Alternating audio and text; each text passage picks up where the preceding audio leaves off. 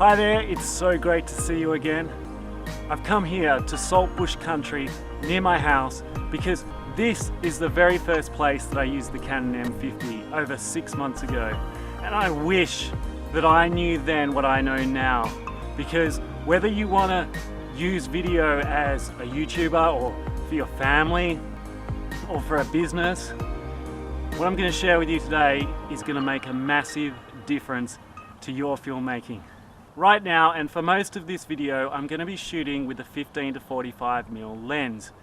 There are two things that we're going to change about this lens: the focal distance and the aperture, and they're going to make a massive difference to your filmmaking. Even though we're using the 15 to 45mm lens today, what I'm going to show you is useful for every EFM lens and every lens that you use on the Canon M50. Using the 15mm outdoors while you're shooting video like this is fantastic, but it's also good in the studio. So let's head back there now, and I'm going to show you how to change these settings. Let's get to this simple change. The great news is there's just one physical thing you need to do to the camera, and that's to zoom the lens out to 15mm. So right now I've got it at 15mm, otherwise it might be zoomed in like this. I'm going to zoom it out as far as I can and set it to 15mm. And that's the only physical change we're going to make to the camera. The rest happens on screen. But we're shooting in 4K, and so that 15mm is quite wide. I'm an arm's length away from the camera, and you've got a good vision of me. If there was a background to see, you'd see plenty of the background. It's a great framing. And now we're going to keep the lens at 15mm. We're going to treat it like a prime lens, and a prime lens is a lens that just has one focal length, in this case 15mm. Now this is not a prime lens, it's a 15 to 45mm lens, and if you're new to photography you might think, why would I buy a 15mm prime lens, just a 15mm, that's it, when I can buy a 15 to 45 and I've got all that value? And so you might think, well, a 15mm should be 1/30th of the cost of a 15 to 45mm lens, but they're not. The studio hasn't changed. I'm sitting in the same spot, I've got the same lighting, but the image is not as good. And I'll cover why in another episode on low light filming and how to fix this up. But for now, let's get this lens back to 15mm and we'll leave it there. Turn the camera on, set the dial to movie recording, and here we're going to choose the mode. And the mode we're choosing is manual.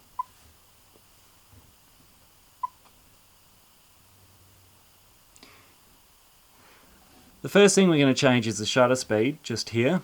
At the moment we see it set to 1/50. Because we're shooting in 4K and the frame rate is 25 and we want to double that, we want it to be at 1/50. Keep it on 1/50 anytime you're shooting in 4K. Next along we've got the aperture. We're going to open up this aperture as much as possible for two reasons. The first reason is we want to let in a whole bunch of light. This lens loves light, and opening up that aperture lets in as much light as possible. And the second reason is that opening up that aperture creates a lovely blurry background. Is that okay? Perfect. And here we can set the aperture. And if you take a look at the background, I don't know if you can see that, the background quality will change depending on the aperture. So at 3.5 it's blurrier than at 22. So we're going to throw it all the way to 3.5. That's letting in as much light as possible, opening up the aperture as wide as possible. And to give you an example of what was happening when we zoomed in, the aperture changes to a minimum of 6.3. So we can't get down to that 3.5 aperture when we zoom all the way in. When we zoom out, it's at 3.5, which is fantastic. The last setting is ISO. You can set that manually. In this case, we're just going to set it to auto. All these settings combine to give your footage the right brightness and the best clarity. In 4K, the Canon M50 uses contrast detection autofocus. This is well known to be terrible. It is terrible, and so you need to find a different way to focus when in 4K. You can focus manually, but you can also focus automatically in a couple of ways. First of all, you can use the standard touch screen, so we can choose where to focus on the screen. Now the foot is out of focus and the background will come into focus. And if we want to go back to the foot, we can just touch on the foot and it will come back into focus. And even from this poor footage, we can see that the contrast detection is slow and it swims and it's not great. But once we're in focus, we can click on the green servo AF on the screen and our focus is set. So it's set a focus automatically. We can click on servo AF and now we know that that will stay in focus for as long as we're shooting. If the foot moves backwards and forwards in front of the camera, then it will move in and out of focus. But if it's in that one plane, it'll be fine.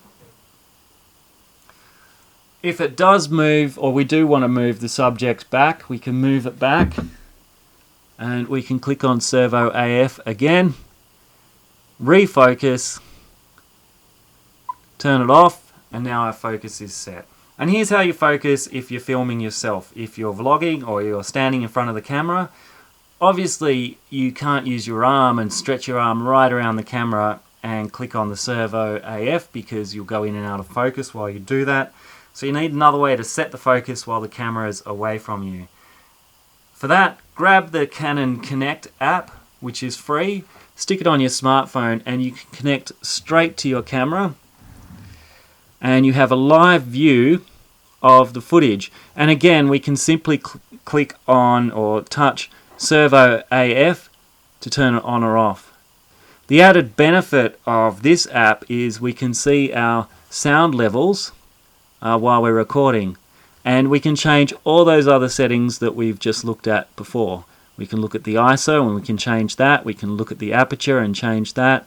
And we're not going to change the shutter speed, but we can change all those elements within the app itself. So if you're sitting in front of the camera, you can turn on servo AF, click on your face, it focuses. When it's fully focused, you can touch servo AF. Now you're in focus. Now you can shoot, and you can be really confident that you're going to stay in focus in 4K on the Canon M50. So let's run through that example again. We'll put the foot closer. It's now out of focus. We'll click on servo AF to bring it into focus. It's now in focus, and I'll turn servo AF off. You don't want to do that too quickly because the focus mechanism in the camera hunts, it moves backwards and forwards. So you want to make sure it is set and it is in focus before you turn servo AF off. And I was using this exact technique at the beginning of this video. Then when we're ready, we've got our subject lined up, in focus, all our settings are correct, we can hit record straight on our smartphone, and it's currently recording. On our smartphone, and it's currently recording. And here's what the footage looks like. I love this change because there's still automation happening, but the controls and settings that we have changed are now cluing my brain into how to become a better filmmaker. For more advanced tuning, I recommend adjusting your ISO and your exposure settings. I'm going to cover that in another video on low light filmmaking. For now, using automated ISO and setting your exposure should give you some good results. So we've seen how setting this lens to 15mm is fantastic in 4K, lets a lot of light in, we get that blurry background as well. And we've also seen how setting the aperture to 3.5 really works well with that focal length of 15mm. And lastly, using your phone to control the shooting just means that you don't have to reach out to that button the whole time, especially when this camera does so well just out of arm's reach.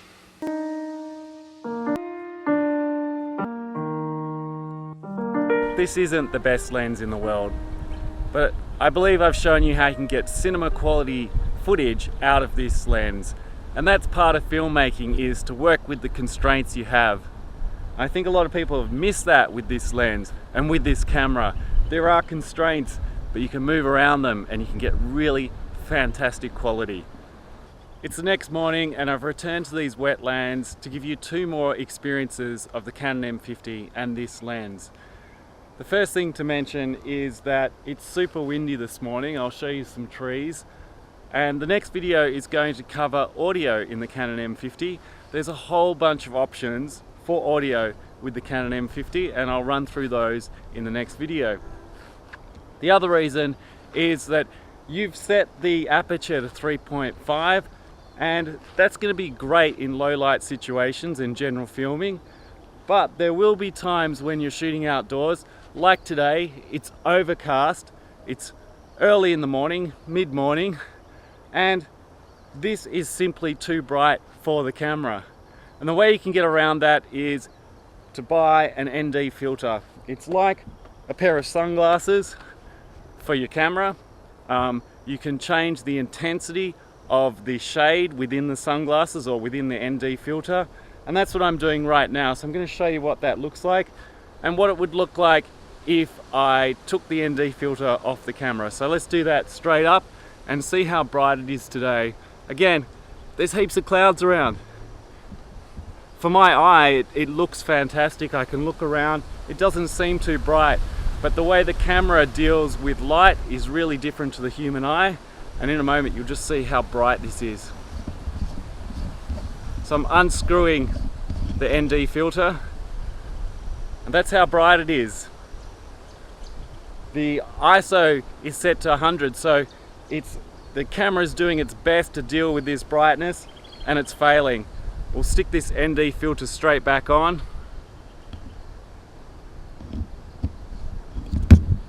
Almost dropped it.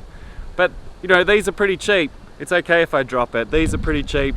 I think I paid around $17 for this one, and I can dial up the intensity and dial it down until it's just about right. It protects your lens, so this was about $20, but if I dropped it, no big deal. I just get another one. Look, you've been fantastic. I'm looking forward to seeing you in the next video, where I'm going to cover audio in all sorts of situations. And the key with audio is you want the right audio for the right situation. So hopefully today I've got the right audio for this crazy windy weather. But I'm going to cover all of audio in the next video. So subscribe, hit the notification bell, and you'll find out exactly when that video lands. Bye now.